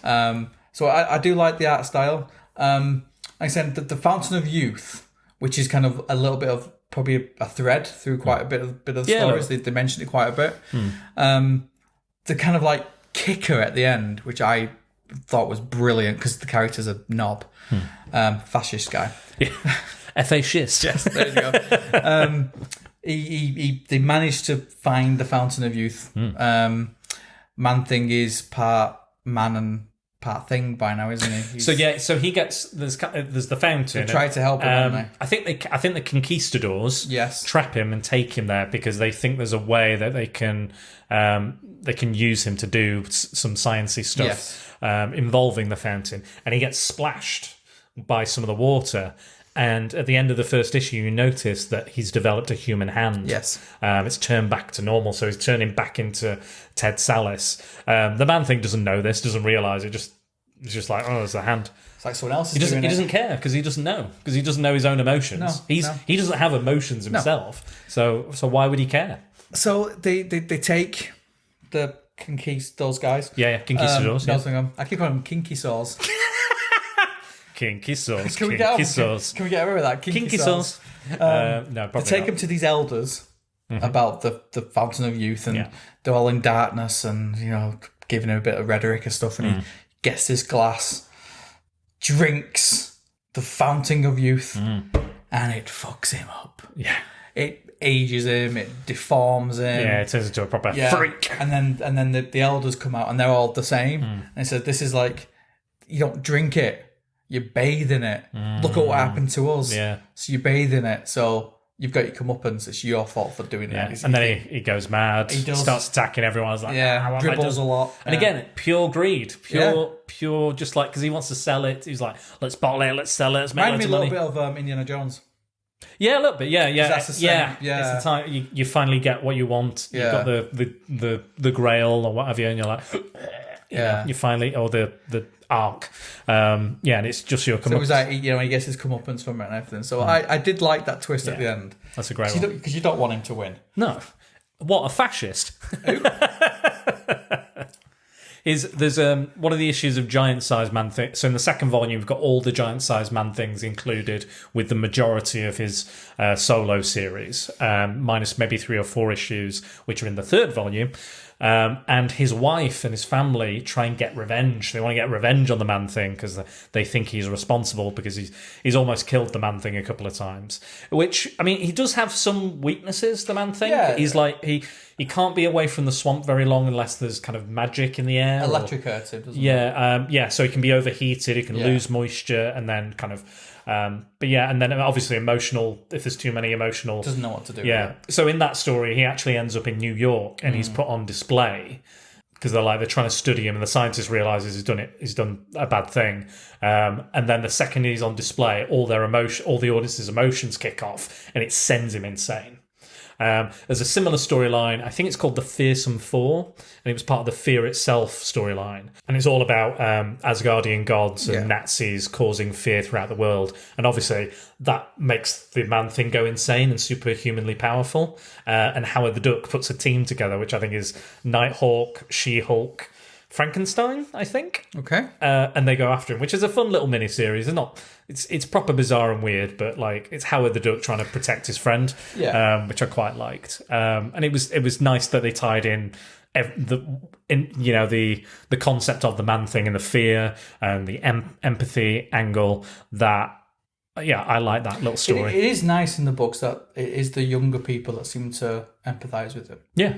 The older people are the bigoted. Youth culture, the bigoted, which is, again, a sign of the times. They hate things which are different. Exactly, yeah. They don't like this, but it's the younger generation that kind of embrace him and kind of want to help him and see him the way he is, which is, let's be honest, a sad pile of shit. Sad, lonely pile of shit. Yeah. It's interesting.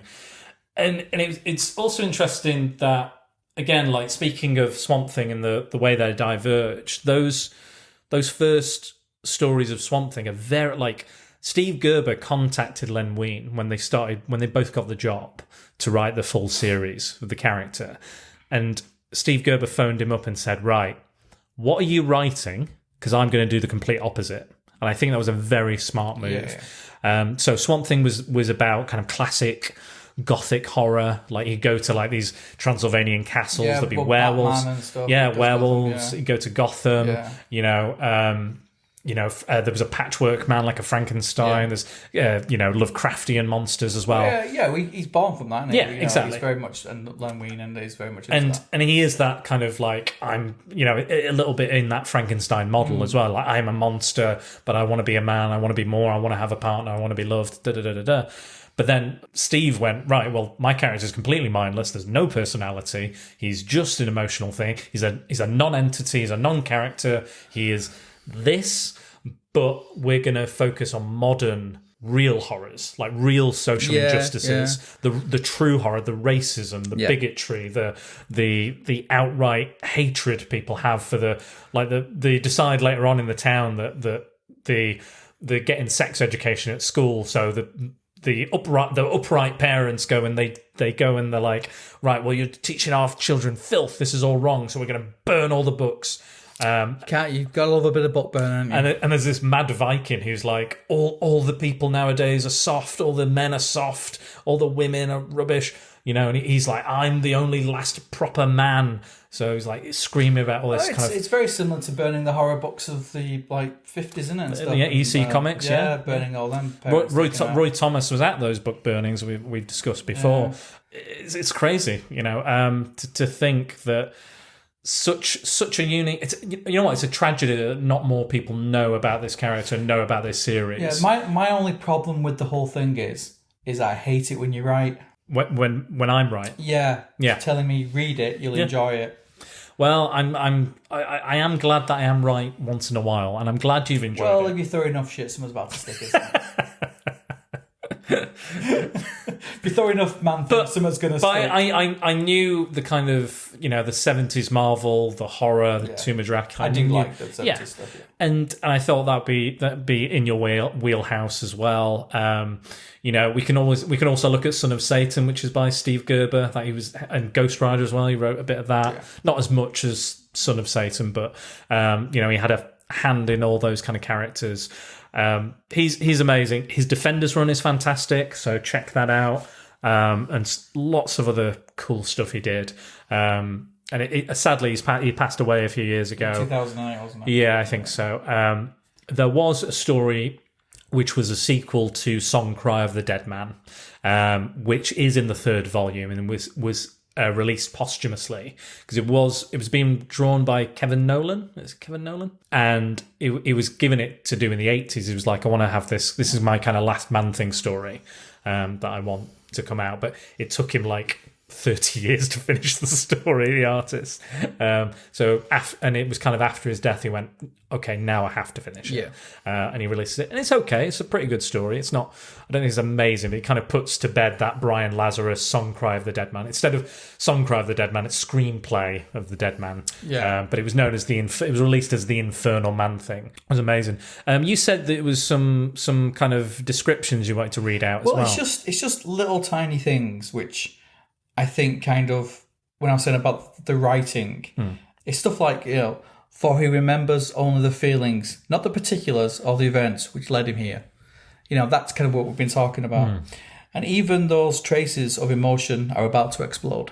It's there. He can't speak, so we're being told how he's going to do stuff.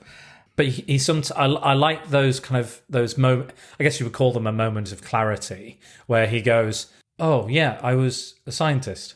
Yeah. But as soon as it's there, it's gone. Again, like this. Do you remember, you ever see Awakenings with Robert De Niro and Robin Williams? No.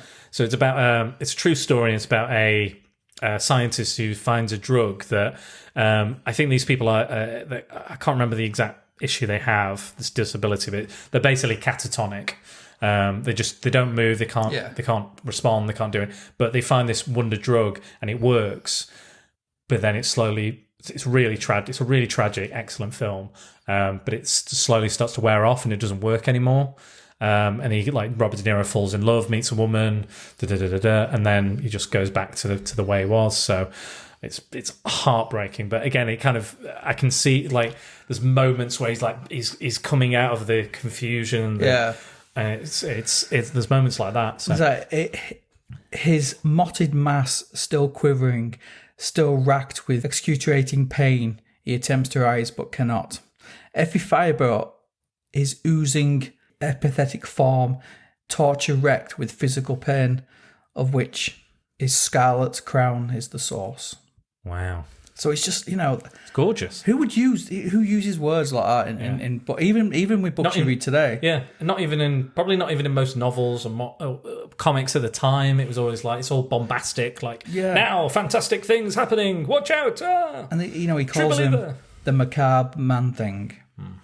And it's the scene I was talking about with the alligator, and the fear as an emotion that causes you to experience a loathing that is over powerful, so powerful that you cannot bear it any longer. You feel that the trapped creature and panic. It is overwhelmed by fear.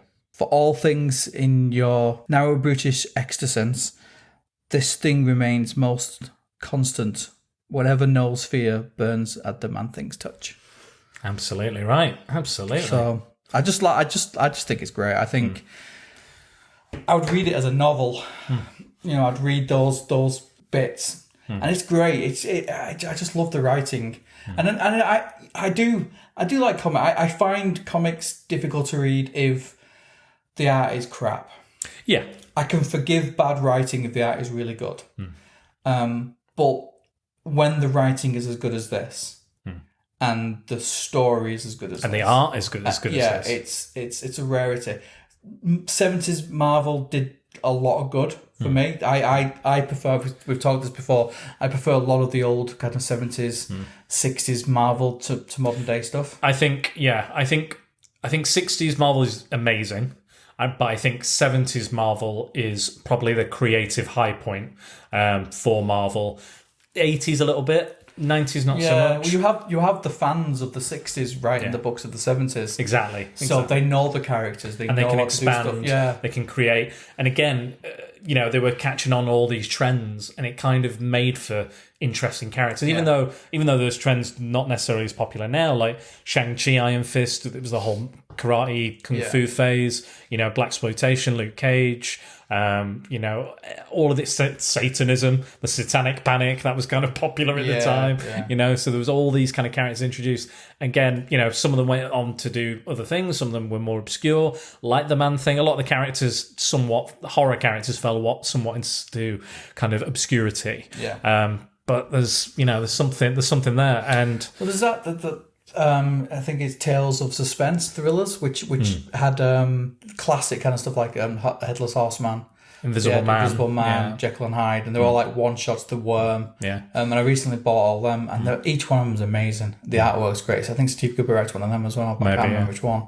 But they're just like retelling of these classics. Yeah, I think he wrote a bit of Morbius as well. I think he wrote some Morbius as well. He wrote Daredevil for quite a while. Right. He introduced a character who I quite like called Mandrill, who is a mutant who has the appearance of an ape and can mind control women with his pheromones. Only women. Okay. And then he leads like this terrorist group called Black Spectre. Proper weird, proper wacky. Again, great stuff, like really good stuff. Yeah, no, I hadn't really picked anything up. Like I'd flicked through that one we had in the shop, which was crap. Yeah, but I've never sat down and read it. And never read that. For me to at least finish a volume on a digital format is pretty good. Yeah, because I was reading, like as you all know, I was reading Spider-Man Clone Saga, and I really struggled with it. Yeah. Even though I was enjoying it, even though I like Spider-Man. Yeah. But with this, there was just something about it that wanted me to go to the next bit. What's the next moment? What's the next thing? What's the next challenge? And he's good at building tension up as well. He's good at building those moments and almost jump moments where you think, oh, that's happening. I mean, how many shots are there of Man-Thing standing or walking around a swamp? But they're all so gorgeous and hold so much power as well. The story with the clown, pretty much that book is just like this, isn't it? He's just stood there watching, and scene one, scene. But you can tell through the art. You can tell he is rippling with power. He has the ability to destroy everything, destroy the entire swamp if he wanted, but he doesn't because he's just not. Yeah, well, he's not minded that way. People attack him and hit him with a sledgehammer, it just goes straight through him, and he just kind of just pushes them away, and then he wrecks the. Or he doesn't notice them, or he just walks through them. He's single-minded what he's going to do with stuff. Yeah. But no, I like it. I do. I would highly recommend anyone to read it. I would read it instead or before Swamp Thing. Yeah. To be honest, that's your personal preference. Yeah, I would do that. I personally think like you said, like Man-Thing is a better character. I think there's a surprisingly more depth to this. Such complexity for a comic, emotional maturity and emotional intellect within this. Swamp Thing's great. I enjoy Swamp Thing. Some great runs, some great stuff. He is arguably more popular. He's had more movies. He's had more publicity. Made more appearances animated than the Man-Thing.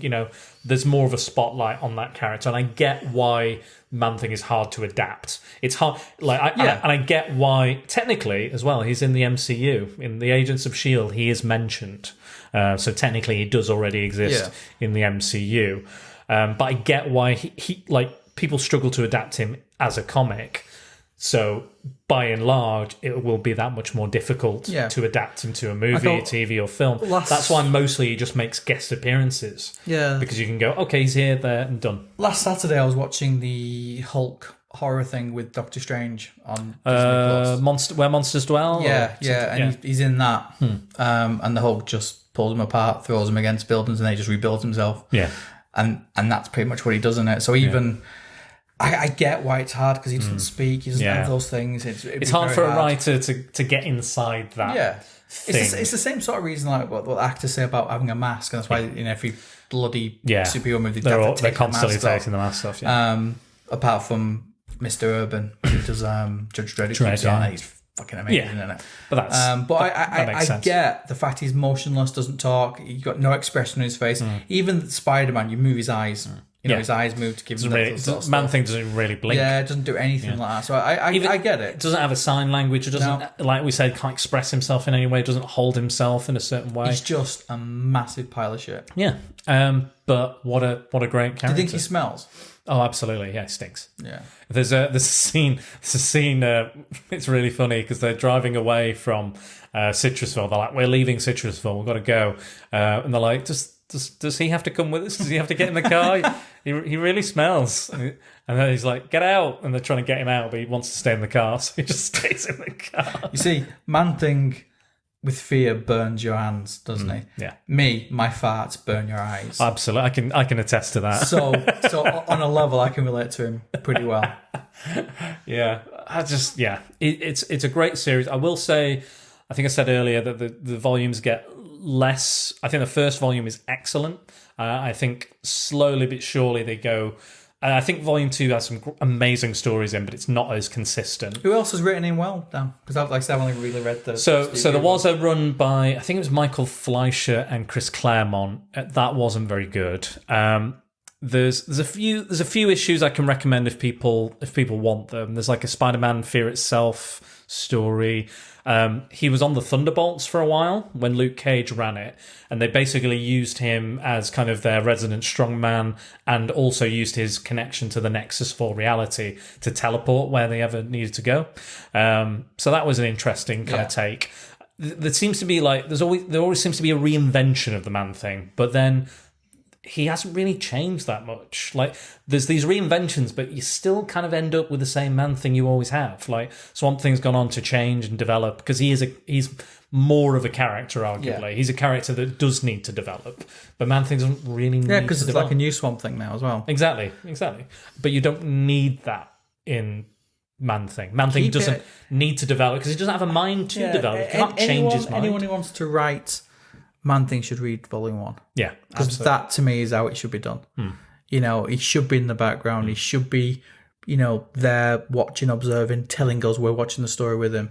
And it's very rare you get that in a comic where you're kind of part of it. Yeah, and you're involved. You are absolutely, and you're involved. You're a part. You almost play the role of the Man-Thing within the story. So I think we're slowly coming to the end. So what I'm going to do, we've got a few listener comments. Okay. And then we'll just round that out and finish. Because I think we've talked long and hard about Man-Thing. We've got our Man-Thing long and hard. See, I was about to say that. You still are my best. We've got to make at least another dick joke. I think I've done about 6 now. Yeah, probably. You would. Yeah. You like penis. Anyway, listener comments. Go on. So, giant size reviews. So that's at Thing2099 on Twitter. I asked people what they think of the character, if they have any opinions. To me, Man-Thing is the perfect antagonist / protagonist of any story he is in. His actions are a direct consequence of the feelings, intent, and character of those around him. His responses being free of bias or moral judgment. That's pretty much what we said. Yeah, pretty much. Max Burns said, "We'd love to know your thoughts on the atrocity of a film." I agree, Max. It is an utter atrocity. Don't bother. Was it a sci-fi one? Sci-fi movie. Yeah. I saw it. I don't think it was 2000 because I was reading Man-Thing around this time, and I was like, "Oh, I think that they announced the film," and I was like, "Oh, I better read that." And then I got the essential black and white collection of the entire run, which I loved. But yeah, it's fucking dreadful. Terrible. Don't bother. Just read this. You don't need any other Man-Thing content. Just read volume 1, 2, and 3, all by Steve Gerber, all by the master, the Man-Thing master. And it's all good shit. It's all good shit. Even if it's not as great as some of the other issues, the good issues are fantastic, great issues. At Adventure into Fear, that's Man-Thing's menagerie of Marvel something, but it's cutting off the end of the name, but it is at Adventure into Fear, that's the number 2. I like him because he's a fly on the wall, only occasionally intervening, a force of nature that echoes something human, desperately wanting to reconnect with his humanity on some level, but all he's capable of is lumbering, sensing how others feel, and breaking things around him. Yeah. I think especially those 2 comments definitely sum up the Man-Thing in what I think. So yeah, fascinating stuff. I'm really glad we got to discuss this character. I'm glad you made me read it. Yeah. But next time, don't threaten my family. I won't threaten your family, but you better fucking read. You need to get reading the next one, which is for Samurai Month, and we're going to read Frank Miller's Ronin. I think I have a physical copy of that. Fantastic. Get it out. If so I'll not, probably read it in about 12 minutes. That's good. Then we can do this tomorrow then. We can record it tomorrow. Well, no, I need to read it too, to be fair. I've not read it in ages. Yeah. I've never read it, but I'm looking forward to it. It was also the inspiration for a very popular samurai cartoon called Samurai Jack. I did not know that until you told me earlier. It is. Well done, you. So I do my research, Dennis. You do, yeah. And you know what? You. I'm in awe of you. I'm in awe of you. Thank you very much. I'm bigger than you. I know it's been hard to read this, but I do really, really appreciate it. You did. I'm getting my head around it slowly. I'll always prefer physical copies. I'll always prefer stuff because that's just the way I'm wired. I think it's it's only because I've lived in so many tiny flats and I wouldn't be able to move if I got physical copies of everything. Yeah. There's hundreds of books on my console. I understand that, and I think it's not just hundreds; it's the diverse amount of books you've got on there as well. That as well, yeah. There is loads. So you've seen them. You've seen them. Yeah. I don't just read Marvel. I don't just read superhero stuff. I've got a good range of shit. Yeah. So no, I get it. I just need to. Maybe I need a bigger pad. Maybe I need one about this big. Could do, yeah. Maybe bigger. Maybe. Well, you did buy one, didn't you? But it was faulty. Yeah, it didn't work. Yeah. Maybe a bigger one might do you. Maybe I need a giant sized man thing. Giant sized man thing pad. Yeah, maybe. But no, I'll crack on with it because I've started reading World by Night on it. Yeah, start on that because I think I've read the first few issues, but I want to get at least through volume 2. I've only read the Spotlight. The first one, the very first one. issue. I've never read the series. Really? Yeah. Okay, that's interesting. Well, we're gonna enjoy that both together because I've never really read it. I've read the first, like I said, first 5 or 6. But I've read it when he's crossed over with Dracula and Frankenstein and stuff like that. And he's popped up and stuff. But I've never read that. I've never read the. Well, we'll have to find out at Halloween because that's when we're doing it. So, indeed. So get going. But just to double check, you're not on the social media still, right? I'm not on the social media because they were awful. They're evil. Evil. Wind me up. Fair enough. Disgusting, despicable. They wind me up too as well. And there occasionally have some nice people on too. Yeah. The people watching Falcon and Winter Soldier have wound me up recently, and the people that watched WandaVision also wound me up. But I am living in a very small Twitter group, which I love, and it's a very safe and creative and fun place with all the Twitterati. Right, so where can you find me? As always, you can find me at Secret Balls on Facebook. It's at Dan_ on Twitter and Spider Dan Secret Balls on Instagram. And don't forget to use the hashtag #PrepareForPrattle.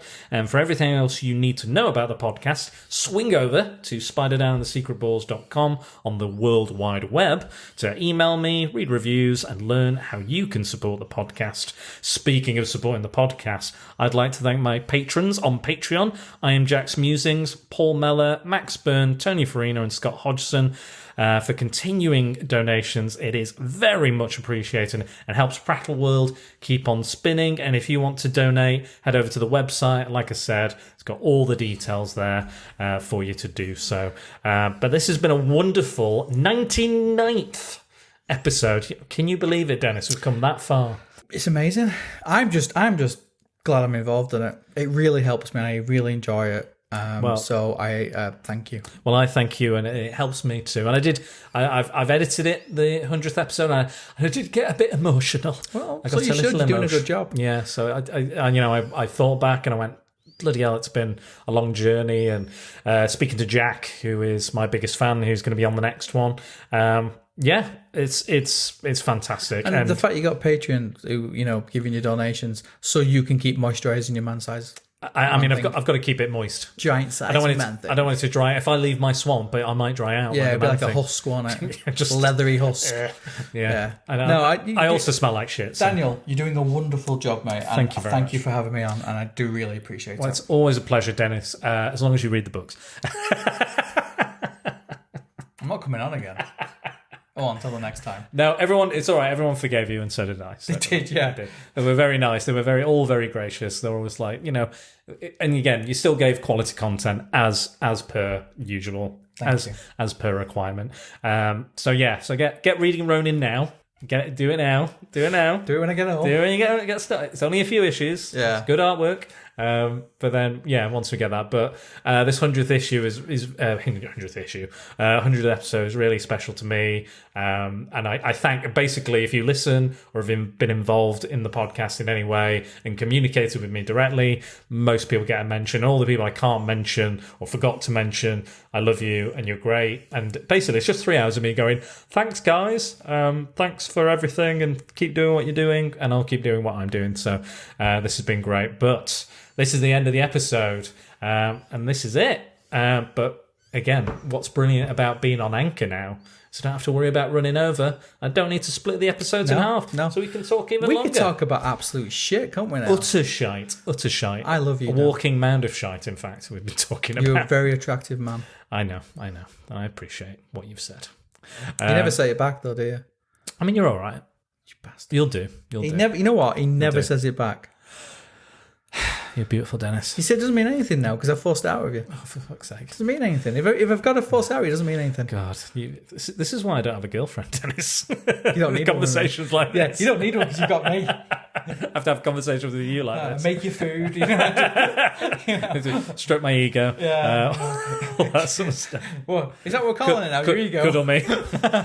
Stroke my ego, the living planet, and my giant-sized man thing. Yeah. No, give you drinks. Keep you keep me moist. Food and watered. See, I'm being sensible and you're being lewd. Lewd, rude, and lots of lube. Just the way I like it. Just the way I like it. Yes, well, I'm off now to touch my own danglers. Yes. I'm going to watch from a distance. You've got your binoculars out. Yeah. No doubt. And the camera. And your camera. So I can use it later. Telephoto lens. Yeah, I need those. You do need those because with the size of my man thing, you definitely need to zoom in. Yeah, I need one of those Dodger Bank things. I'll just look at yours. Magnifying glass. There we go. Yeah, I need to put some pin particles on it. I think maybe. Yeah, probably make it grow. Yeah. Do people realise you have a micro penis? Micro penis. I mean, anyone who looks, yeah. Anyone who looks. Everyone gets to see it. On purpose or by accident, I guess. Well, okay, I guess they would. Yeah. Well, it's not held you back, has it? No, I don't think so. So.